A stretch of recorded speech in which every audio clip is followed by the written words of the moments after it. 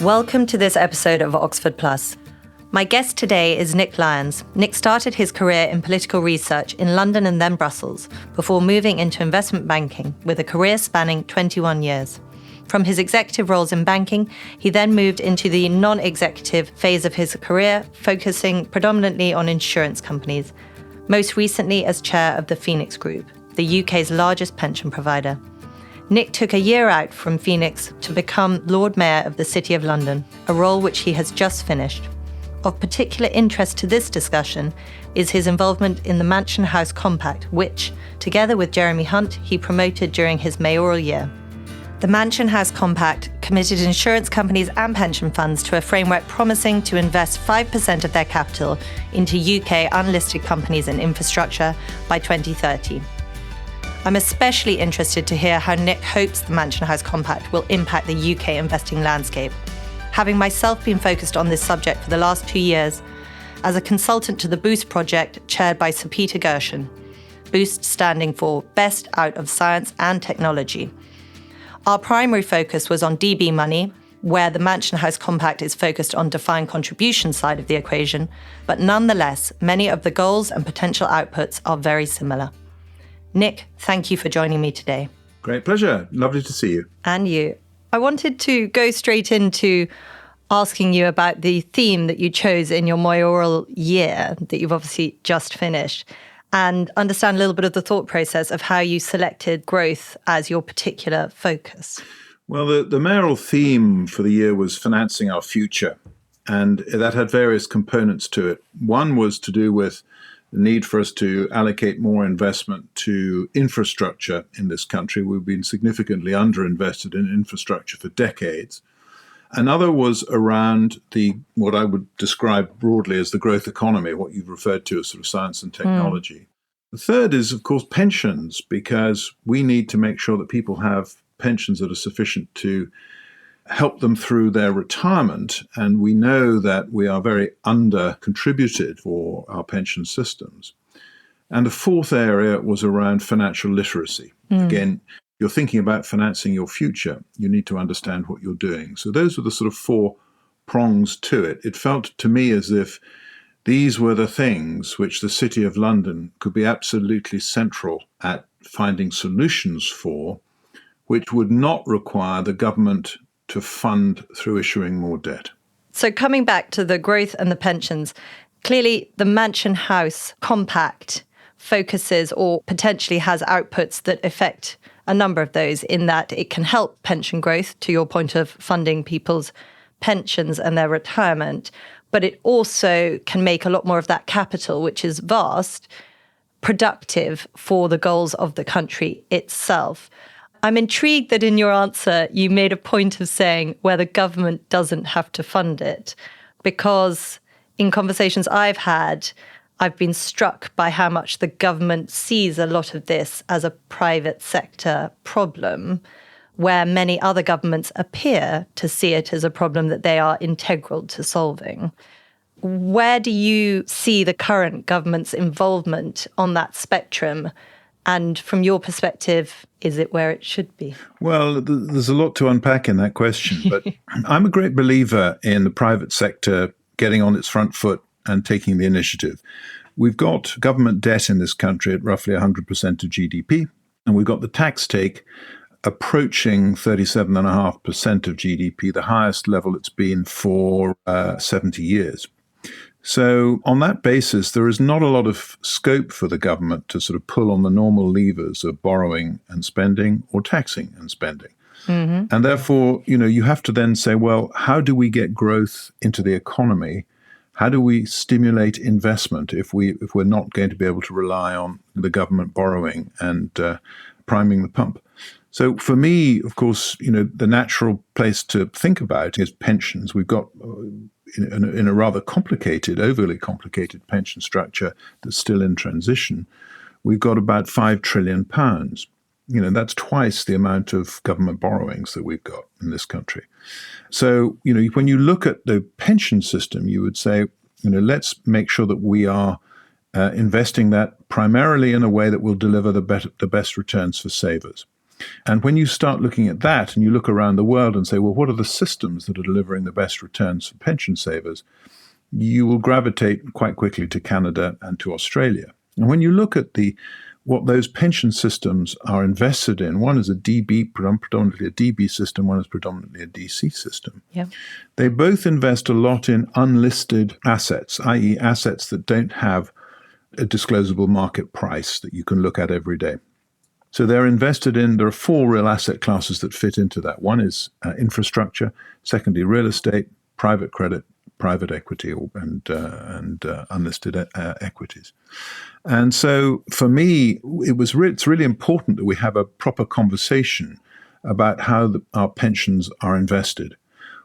There are 2 things that can deliver the sort of pensions that we need. And when I'm talking about the pensions that we need, I'm talking about the sort of customers that Phoenix looks after. We've got 12 million customers, but the average pension pot is about £30,000. It's woefully inadequate for what they're going to need in 30, 40 years' time. So there are 2 things that have to happen. One is you need to encourage people to put more money, make larger contributions into their pensions in the first place, both employees and employers. And then you want to make sure that you're going to be deriving the best possible returns. And for me, one of the really exciting areas about the UK is our science and technology. We've got 4 of the best 10 universities in the world, 7 of the best 20 universities in the world, as an example. We've got lots of fintech startups. We've got more unicorns than France and Germany put together. So we've got great talent. We've got great businesses. But there is actually a shortage of capital that's going into those businesses. So there's certainly a shortage of UK capital that's going to those businesses. Yeah, and it's an interesting point about how well positioned we are, to the point of where we find ourselves in terms of tax take, debt, and conversations I've already had recording for the podcast.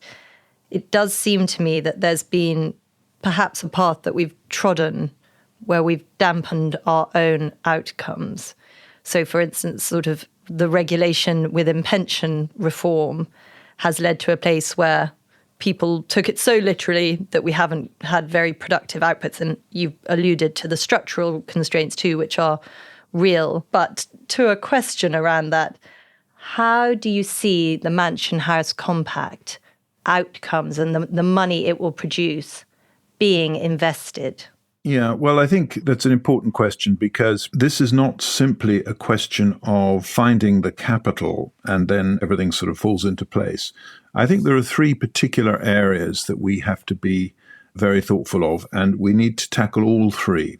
So one is not just having that capital pledged, which hopefully 5% of money that sits in the DC system, and we've got 550 billion in the DC system right now. It'll be a trillion by 2030 just from contributions alone. If there's decent performance, it could be 1.3 trillion.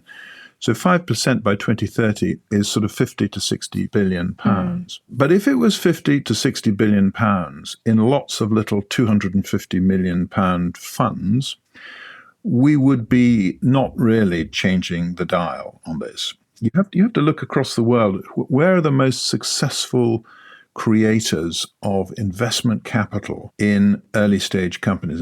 It's definitely the United States, West Coast of the United States. You look at Sequoia Capital or Andreessen Horowitz or Salesforce. These are big companies with a lot of very skilled investors who have got a lot of track record of taking early stage companies through Series A, Series B, Series 3, through to listing or sale. And we lack those skills in scale in the UK. So for me, of course, it's about scale, and that's why the sort of 50 to 60 billion is the right sort of number. But I would like to see a collective investment fund that can accumulate a significant amount of that money so that it can compete with the Sequoia Capitals and the Andreessen Horowitzes of this world, who have got sort of $40 to $50 billion of VC money there. So the scale of what we're trying to do could put us in that position, but we don't want to have it with, too diffuse with lots and lots of little pots. That ultimately is one of the reasons why we've got the problem with the pension system that we have. We've got 27,000 different DC pension schemes.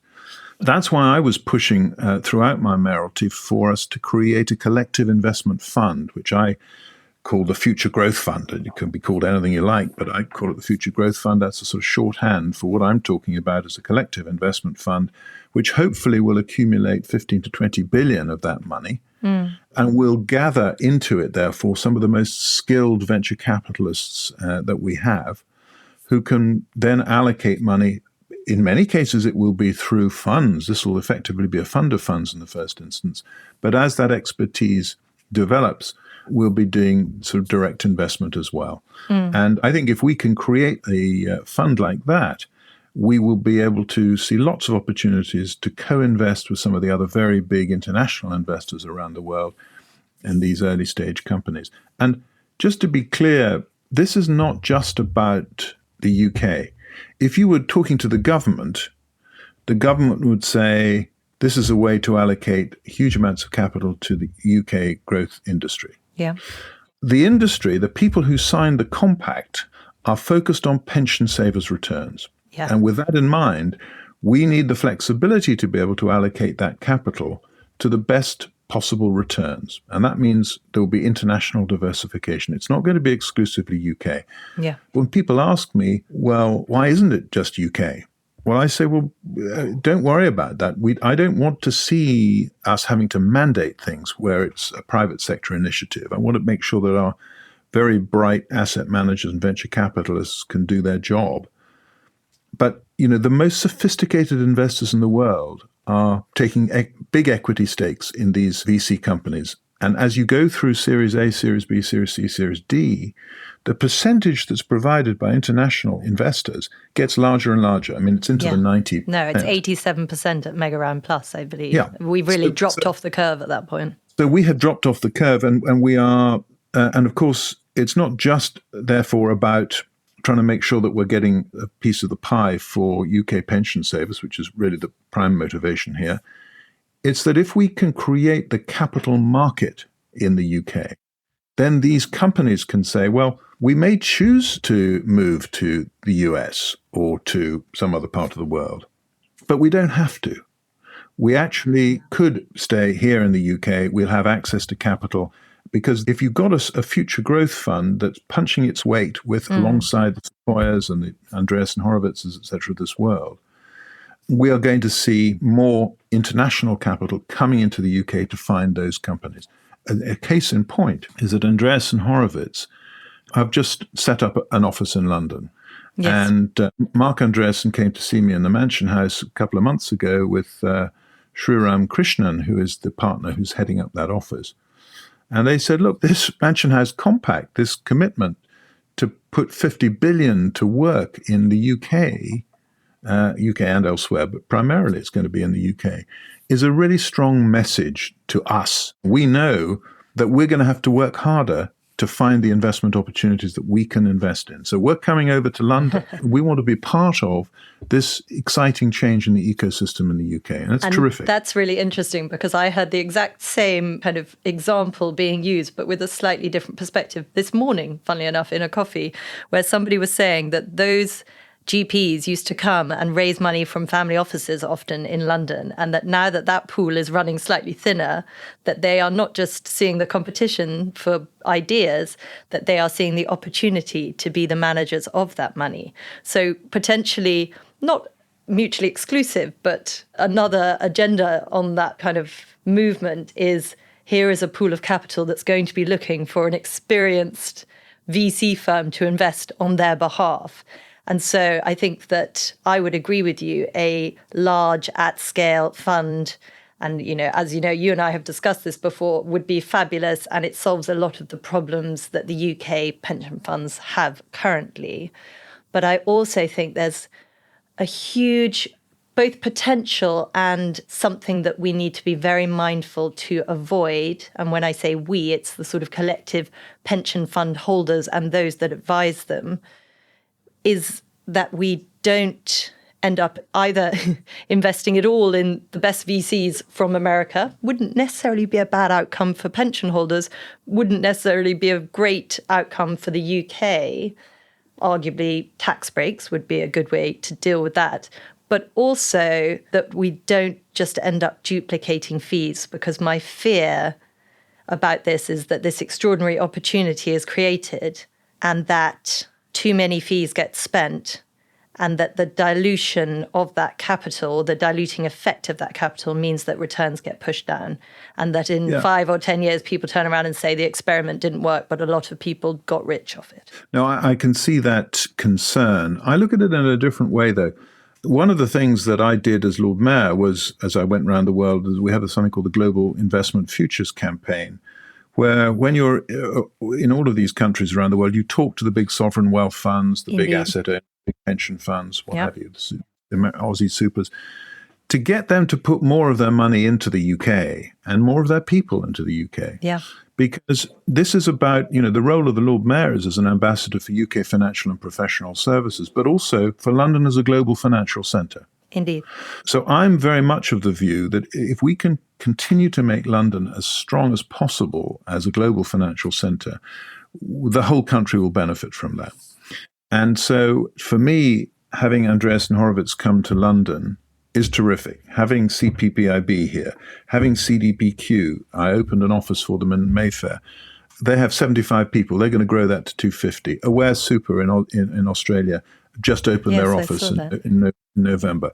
When I was over in Australia back in February, we had a lot of conversations there, and I've been very much involved in ongoing discussions with them. And, they all came and had a lunch at the Mansion House to celebrate the opening of the office. This is all great stuff because you're bringing expertise, you're bringing capital into London. These guys are recruiting, and they're recruiting and training. Yeah. They're recruiting UK people and training them.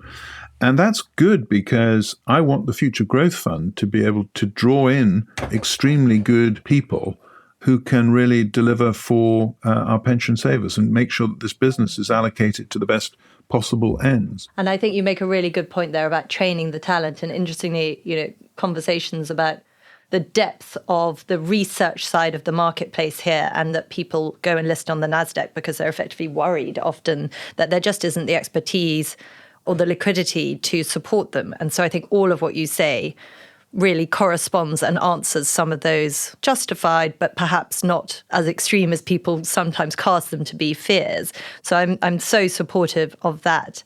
And I think that we do need to be mindful that this money that you have untapped, and I'm so excited about this, I sound like I'm being a bit negative perhaps, but I think it's excellent. I think it's going to do brilliant things for the UK. I think that my natural cynicism just wants to make sure that it does as good a things as it can for the UK with as few hurdles. And I spoke to the Wellcome Trust about a year and a half ago, and they were saying, and they're probably one of our most evolved venture investors in the UK, and they were saying it took us 10 years to get a seat at the table of the best deals where people wanted us to sit on them.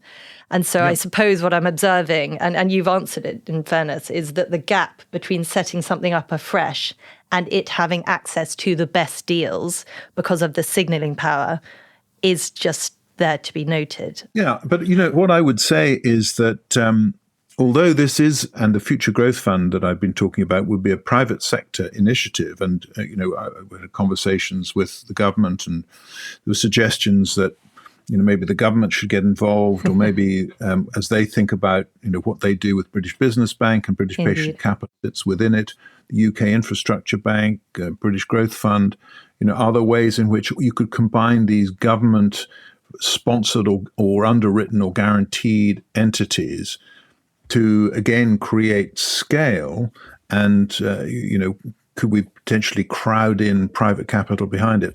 My personal view is no, you can't. I think you need to keep government sponsored initiatives and private market initiatives separate, because I don't think the private market is interested in having a particular exposure to a fund that is controlled in some way or another by the government, because different governments can move it in different directions. However, let's not underestimate the value that the government can bring in changing the culture and in convening meetings. And, it's really important that we have, whether it's the Conservatives or whether it's Labour, we have a government that is really motivated to try and build Britain's capabilities, particularly in the growth economy. And to do that, they need to be engaging all the time with the private sector. So I think there is a natural and symbiotic relationship here between the government on the one hand and the private sector on the other to create the right environment, whether there's legislative change that needs to be looked at, whether there's some fiscal incentives, whether some regulatory shift, and we've already seen some of that. Yeah. I think we are actually in a much, much stronger position now than we were 18 months ago because we have better dialogue between private sector and public sector and a better alignment of interest and intention.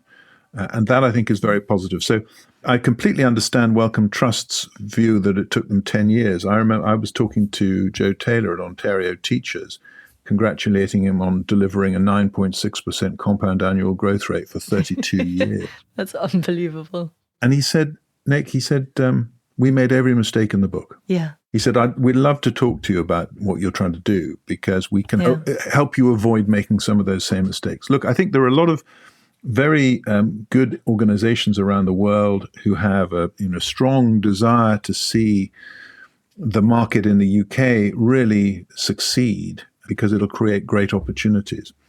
And, one of the other things that we have worked hard on is to make sure that we've got some changes to insurance capital legislation, Solvency II, European. All that really sexy stuff. That really, really gets dinner parties humming, that one. But, the changes that are being proposed that should come in 2024 should mean that insurance companies can invest in unlisted asset classes without punitive capital charges versus the sort of listed bonds and things. What I'd like to see is companies, having access to plenty of capital. I mean, the difference that we've always said between the US and the UK is an early stage company over here goes sort of cap in hand to raise £10 million and sort of scratches around and gets 7 or 8. And then they're back at the door in a year's time. Whereas in the States, they'll say, well, have 50. Yeah, what could you do with this? And accelerate your plans. We want to see whether or not you can succeed or not.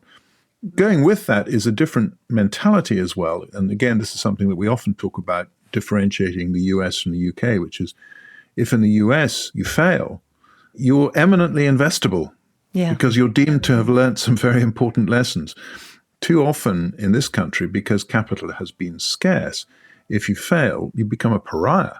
Yeah. That's not right. We need to have the surplus capital going. Now, to your point, I think the Future Growth Fund, I would anticipate the Future Growth Fund would be able to have massive diversification. This is really what the key thing here is. Yeah. In an asset class that is naturally a higher risk asset class than listed equities or listed bonds, you need to have a lot of diversification. So you need to have a lot of different investments, but you also have to have a different sort of duration investments or different, if you like, different timings, sort of Series A, Series C, Series B.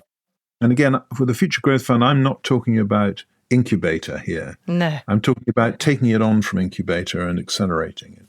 But some of these companies will be cash generative, and those that are should be able to fund themselves with venture debt. Again, I think it's a very specific skill, and we need to make sure that our financial service providers have those skills.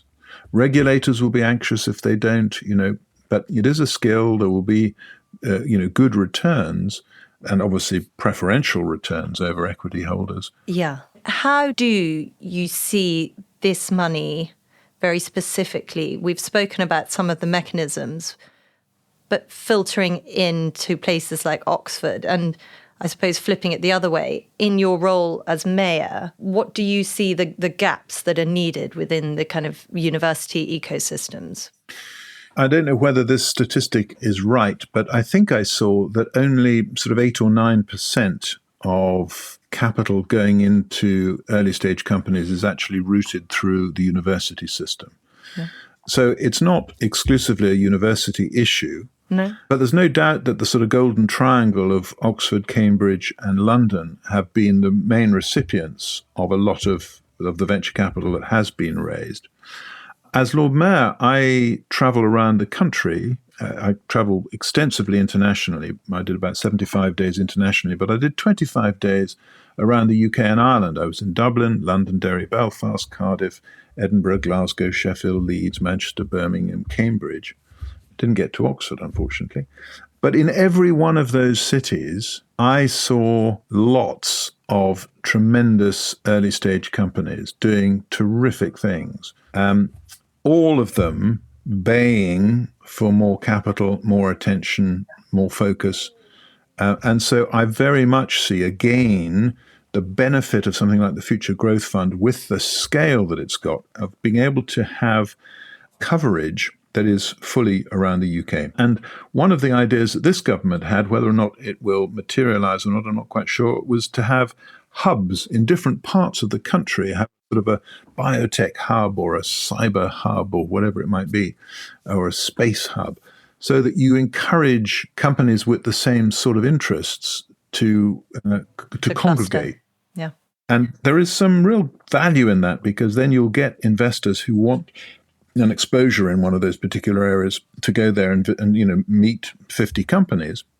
But you'll also get expertise in helping those companies to navigate their way through growth with the sort of lowest risk profile. And you'll get mentors, you will get non-executive directors that can sit on boards and help people with their journey. Interestingly, we just had a guest, Mark Preston, who is Formula One, Formula E, and was talking about the motorsports cluster in the UK, which I didn't really understand the scale, but employs 40,000 people and I think brings in more than 10 billion a year. And he was talking about all of those things you've identified.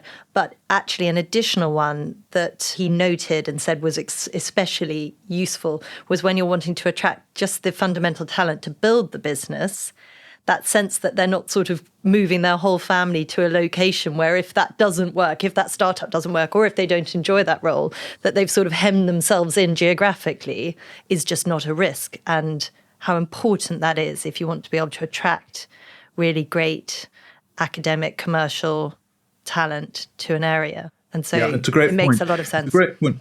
And, we know that we've got a massive societal problem in this country about housing and lack of housing, expensive housing. But, the most expensive housing tends to be in the southeast. So why on earth aren't we helping to drive the sort of levelling up agenda and really, locating real expertise in green and renewable technology or clean technology or what have you in the Northeast, or cyber down in Cardiff? There's a lot of good cyber companies down there. Same with AI. Again, I think we ought to be able to do this. And we've got, venture capital investors, mostly at the seed level, Northern Gritstone operating with a number of the universities in the Northeast. Pete Davis at Lansdowne has done a lot in Oxford, but he's also with other universities too. There are more of these initiatives going on, and they're much to be encouraged. And those are the areas where I think the government can play an important role in creating the, either sort of tax-free zones, whether it's sort of free ports, was one of the initiatives that this government had. I think there are some fiscal incentives that can be produced to help encourage people to gather in certain areas and stay in certain areas. Yeah, and I think that's exceptionally important. I mean, I spoke earlier in sort of broad, not very helpful terms perhaps, but again, in the conversation with Mark, but also with others, he was specifically talking about the costs around Brexit for the motorsports industry and how obstructive they are, and that there haven't been many wins seen from that. And it does seem that the government needs to make sure that both to retain really good clusters, but also to encourage new ones to form, that there are really great incentives and ways that business can be made more easy. And on another practical note, one has heard a lot about just getting really great talent visas, and that is something that can be just hugely time consuming. And one understands some of the reasons behind that. But when you're talking about top-tier talent for science and technology companies, it does seem we're somewhat shooting ourselves in the foot not to ease that as much as possible. Yeah, I think there are schemes that are in place already where people can expedite, companies can expedite sort of visa process. And if you talk to the government, they will talk about the fact that they want to make sure that we don't have barriers to, the brightest and the best coming.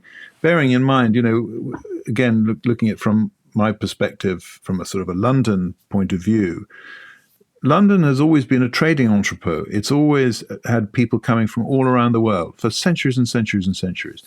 And that's a pervasive multicultural frame of mind. And from the financial services point of view, the investment banks, US investment banks, British investment banks, always attracted great, Europeans, Asians, Americans always love to come over here as well. That is a really important ingredient of what makes the UK so tremendous. It's because we've got a system of parliamentary democracy that people trust, an independent judiciary and a great sort of legal profession, and regulators that are very well respected around the world. These are three fundamental platforms on which international investors base their investment decisions. And we need to make sure that we can get people here. Again, it's the breadth and depth of talent that people talk about when they, international companies, banks, insurance companies, asset managers talk about London as such an important place for them because they can recruit some of the best talent here. So we need to make sure that we are always a marketplace for talent. So I think that's exactly right. I have spent a year avoiding saying anything negative or positive about Brexit because, frankly, it's just not a lens that is worth looking through. No, it's true. Although it's amazing how, MiFID II is being repealed. And so for anyone listening that doesn't know what that means, that's about how brokerage costs are bundled up or, in this case, were unbundled and therefore, in theory, made more transparent. But in truth, the net effect appears to have been that people just paid for less research and therefore we have fewer researchers in London. And it affects the perceived and real depth of analytical research, which obviously then has ongoing effects that were, in fairness, unforeseen. But if you had listened to people, they were seen by some people. So we are now looking. So I don't particularly want to go into whether Brexit should or shouldn't have happened, but I think that we need to discuss it to the extent that there are things that we can change now that we're out. And we should be looking for some benefits, but we also should be just looking at history for the sake of being able to look forward and say, was the information correct? Was it measured in the ways that we now are looking at it with hindsight? And how might we improve things? Yeah, I think I'm not somebody who looks back. I mean, I'm a historian, so I should do, but I do really genuinely want to always try and look forward. I think you need to look around the world always and say, where are the good examples of what we want to accomplish? Yeah. Whether it's sort of education in Finland or pension management in Canada, whatever these issues are, find the examples of where it's worked well, understand them. Don't sort of allow yourself to focus on trying to justify something or other historically, but just say, look, what do we need to do? How can we get there? Is there legislative change required? Is there regulatory change required? Is there fiscal incentive required? And what's the best way to accomplish that? One thing that does irritate me is when, we find ourselves in a situation where something good happens and somebody says, well, that's a benefit of Brexit. Well, it's not actually. It's a direct result of somebody working incredibly hard to turn something that potentially was a problem into a solution. We can always do that. That's what the City of London has always done. We've turned problems into solutions. And it doesn't matter, whether or not there's a sort of political kerfuffle or an external issue or a plague or famine or fire or pestilence, whatever it is. Over the centuries, the City of London has always found ways forward. And that's why, for me, it was absolutely central to try and get the narrative around the city changed during my mayoralty so that we were absolutely part of the discussion, so that we could use our expertise, not in an arrogant way. We don't have all the answers, but we do have some of the answers. And we absolutely have organizations that can be mobilized to do things that are going to be really good for the economy. And that's probably been the most satisfying thing of the last year for me, was to see these great British and international companies coming together and saying, if we put our heads together on this, we can come up with solutions. And that's really been a competitive advantage. And we must always, when we think about MiFID or Solvency II, these European pieces of legislation, which now can be unraveled, the motivation should always be, how do we break down barriers? Yep. How do we make ourselves more competitive? This is what's really important, because it's a very, very competitive world out there. And we see this particularly in the listing environment with all of the challenges that we've got on that one. And again, when it comes to that, that's a really important part of what we've been talking about. There's no point in fostering these early stage companies, in funding them, in creating the academic support, the mentoring, the non-executive directors with experience that can help guide them, changing the legislation around research so that we've got good research analysts that can tell the story about these companies. If we don't then have a listed equity market that can actually take these companies and give them a really good berth here. Yeah. And now we do have that capability. I think a lot of the criticism that's come out about London as a listing market is misplaced. But the fact of it is, there are a lot of companies who are listing elsewhere who could be listing here. And we want to create that. If the Mansion House Compact is to be deemed successful, then in 10 years' time, we'll have 3, 4, 5 £50 billion companies in the FTSE 100 that weren't even thought of today, whether they're biotech or AI or tech or fintech, whatever it may be. And that will be the acid test. But we can only accomplish that if at the same time as all we're doing around the VC market is also reflected in changes around the listed environment. Yeah. And one hears a lot about that. And, I know that you've done a lot of work with Julia Hoggart and her team and the Capital Markets Industry Task Force focused on not just this side of it, but absolutely that side of it. And I am encouraged by the fact that MiFID II is going to be unbundled because I think that's a part of the puzzle. But I think the point you made is very well put about your role and the convening power of the City of London and the role of Lord Mayor. Because I so often say the same thing, you are not often the person that knows, in fact, you're rarely the person that knows the most about anything in any room.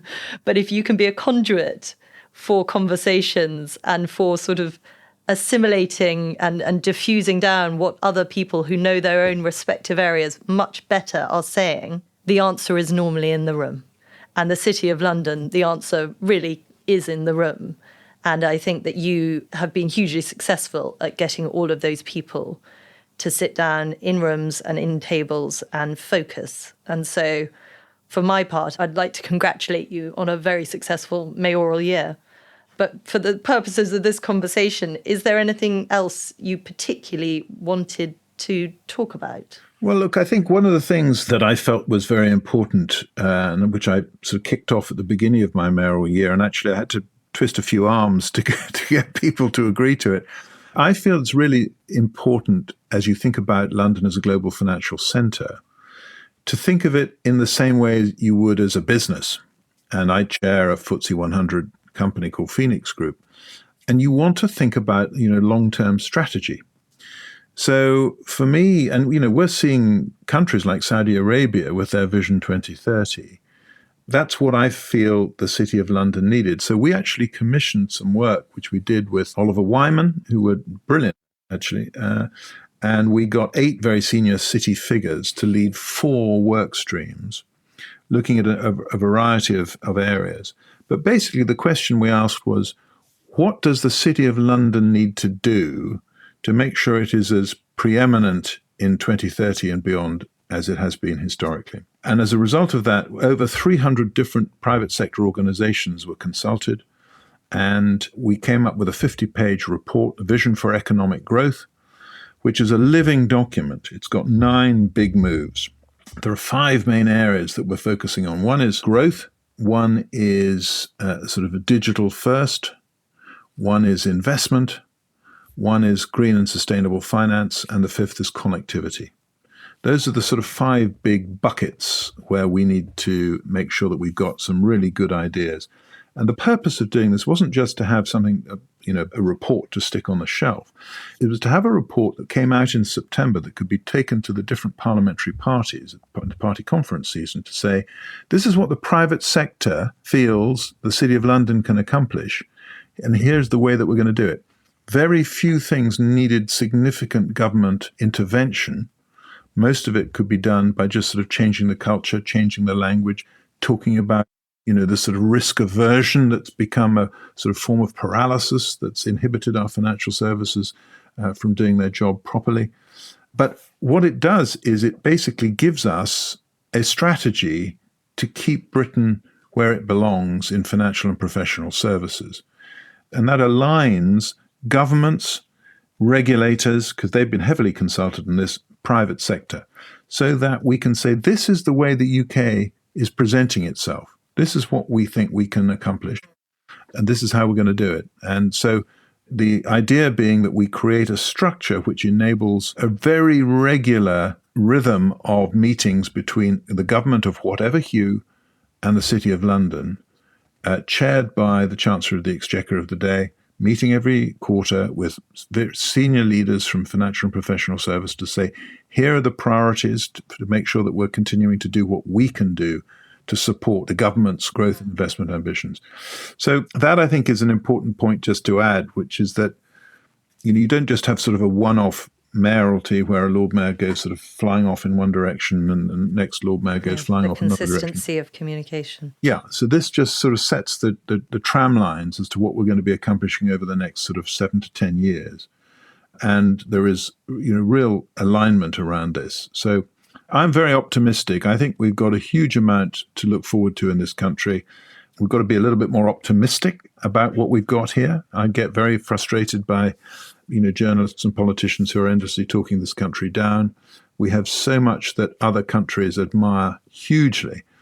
And I suppose my one takeaway from my year as Lord Mayor, travelling around the world to so many different countries, is the extraordinarily high esteem in which this country is held for its role, the role that it has always played in geopolitics, in being a source of wisdom, integrity, good moral judgment, a great force of good in the world. And gracious me, with all of the challenges that there are around us in this world today, the UK really has a need to step up and perform that role. And right at the heart of it is what the City of London can do. And I'm very, very proud to have been Lord Mayor. It was a huge privilege. And, I think we've got everything to look forward to. Well, thank you very much, Nick. I've really enjoyed talking to you about it. Thank you very much indeed. Thanks for listening to this episode of Oxford Plus, presented by me, Susannah de Jager. If you want to stay up to date with all things Oxford Plus, please visit our website, oxfordplus.co.uk, and sign up to our newsletter so you never miss an update. Oxford Plus was made in partnership with Mishcon de Reya and is produced and edited by Story 94.